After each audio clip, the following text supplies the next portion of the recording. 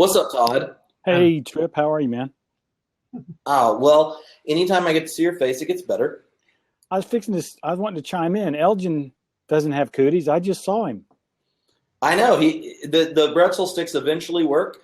And it, It was a longer term therapeutic treatment, in other words. That's exactly right. So, well, welcome, Mike. Todd. Todd is a husband, a father, a grandfather, a pastor, adjunct professor, consultant, coach, and rumor has it, friend. He reads really widely, and he writes on occasion on his blog, The Edge of the Inside, which I'll share a link to in a moment. And he describes what he writes about is self-awareness of the variety of relationships that he enjoys. So, once again, welcome, Todd. And what are your thoughts about the relationship between God and Jesus and Tripp Fuller? I'm curious. Well, here in flyover country, we think Tripp is pretty close to Jesus. You hear that? A Southern Baptist minister just said that. Is it kind of like a cargo cult, when Tripp comes over? That's right. Yeah. We're looking forward to actually having him here next week, and who knows what'll happen in the midst of all of that. Wow, next week. Very nice. But what I wanted to kind of hit Tripp up about is after I read his book, I thought that Tripp has been traveling in circles, and some people think him liberal, progressive, but he sure sounded an awful lot like an evangelical to me. I mean, after all, he quotes the Bible, says that there's an important thing going on in that particular revelation, and talks about subjects like sin and what happens in that cross event. And I have suspicions that he prays and sometimes sings hymns. And so I kind of wonder how he thinks he'll be received among the average evangelical if they dare to pick up what I think is a really good book. Well, it kind of came up in the last conversation, but I wrote it in hopes of connecting to people that would resonate with former instantiations of Tripp. The audience for Homebrewed Christianity is a rather large audience of people who represent a rather big diversity. The few times we've done kind of like surveys and that kind of thing, we have had a pretty big group of evangelicals, mainline Protestants, atheists, people that practice other faith traditions and stuff. So the question for me in writing the book was, how can I confess the faith as I understand it in a way it gets heard by as many people as possible, and hope that my more progressive friends don't freak out when they find out how my piety works. But each of the things that evangelicals might feel better about in the book has a rather particular nuancing to it, and methodologically, it's not kind of the normal way an evangelical would get there. So, anyway, let me know. No, it's good, and I did listen to the fellow before, and in fact, you were I forget. I've kind of been in and out all day on the Blab, and you talked about your own personal different iterations. Mike even pointed out, I think at one point, where that actually is the place where empathy begins. I thought Mike drew out a great point there. I think maybe that a couple of points that might be worth those of us who still kind of hail in that evangelicals thread would be helped with. We really always like to find some reason to claim that someone's vision of the gospel or of the story of Jesus, it just doesn't quite measure up. And so I'm wondering, when you get to a place, and I'm going back. I don't have the book in front of me because I read what you sent me, and I'm waiting on my new copy. I'm waiting on my box of books, actually, Tripp. But you talk about the way, I think it was, who was it that wrote, is it geared toward youth ministry, but he talked about Christianity as moral therapeutic deism. And so you actually take a track on that, and you talk about viewing Christianity as therapeutic. And I'm just wondering, is there some way that in the book you're actually demonstrating how your read of Christianity actually exposes how that therapeutic vision cuts beyond, say, an evangelical criticism of, say, liberals or progressives, whereas evangelicals actually probably are practicing their vision of the gospel therapeutically, but don't know it? Yeah, I think that's a good question. Like, in the book, one of the things I pose at the end, rather intensely, is to say that when religion functions therapeutically, and by that I mean when religions is the means for the dominant culture to inscribe its meaning, purpose, and values upon you for you to perform, and then guide you into that performance, you're not doing Christianity. I think Christianity is not therapeutic to the reality and structures and principalities of the present world, age, system, cycle, whatever you want, but is a prophetic critique against it and a call for something more robust, more just, more beautiful. And so the contrast I draw between therapeutic forms of religion and prophetic forms or heretical forms is meant to point towards what the practice and faith looks like in community. And specifically, how we as Christians in the church, are we becoming docile towards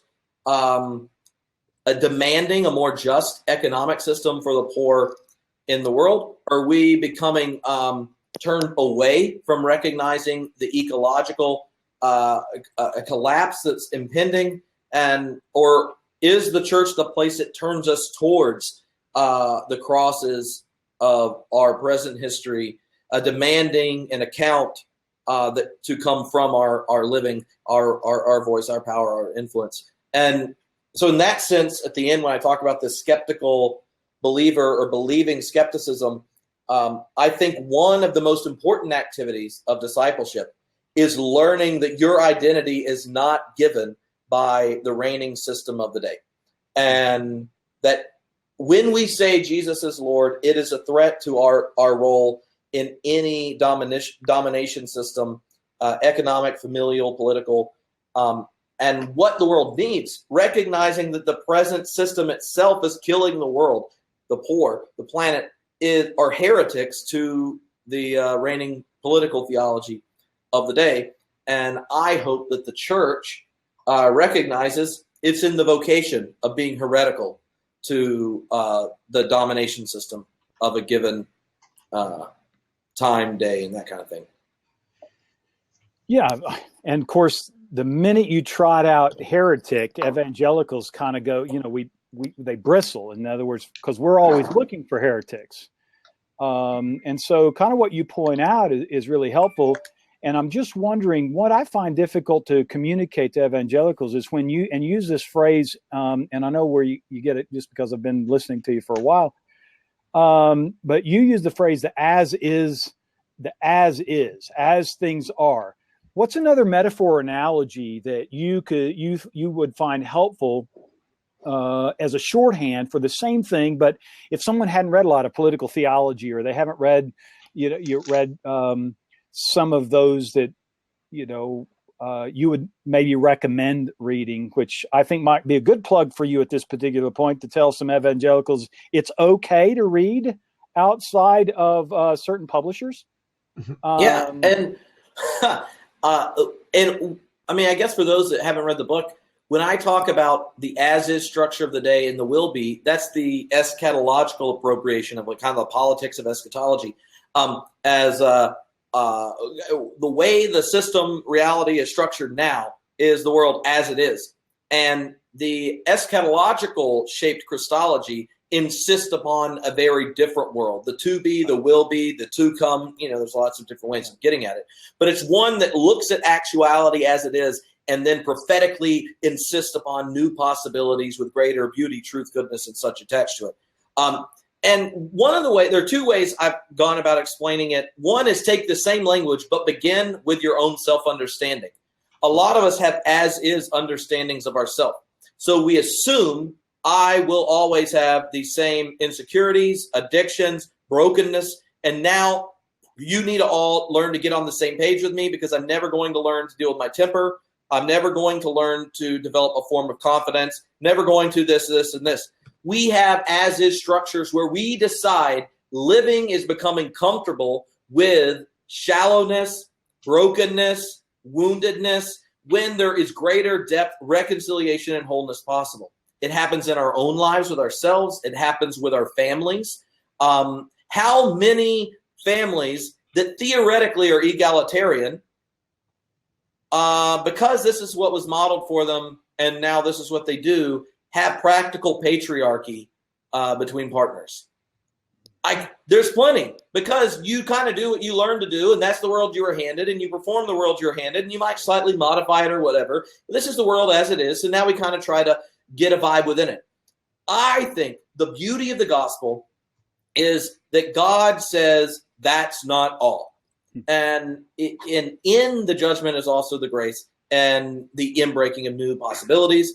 So if you locate it in the personal, another place of locating it is using the phrase like you're normal, right? Like everyone has a normal. You're normal. It's all the parts of you that you thought were immediately obvious that your partner found annoying when you got married. It's all the things that when you become friends with a group of people, no one ever says, but you all know it's true and you know how to do it. And if you break from it, people look at you like, oh, what was that? We know when so-and-so's around, we do not drink alcohol or discuss it. But now when they're gone, we can drink alcohol and discuss it. We know that we do not bring up politics at this family dinner because Uncle so-and-so's there. But when he's gone, we can do it. And we have all of these negotiations that we just assume are the world. And when you join the family, you join their normal. And being a good member means learning it and don't changing it or stirring it.